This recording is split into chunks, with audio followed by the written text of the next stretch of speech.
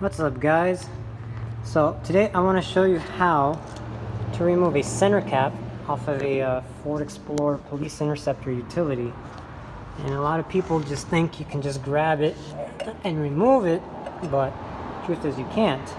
You're not meant for that, otherwise they'd fall off on the street. So all you need is a simple tool, and this is the tool I use. Just basic needle nose. And what I do is I just put it in here and then just push this thing. Oh, that wasn't supposed to happen, but yeah, if I had my other hand, I would have held on to it. And yeah, that's it. Very simple. Just put it on, take it off, and so to put it back on, it's very simple. You just line up all these little indentations with your existing lug nuts, and then just it. Simple as that. We can't get it off. That's it, man. Very easy.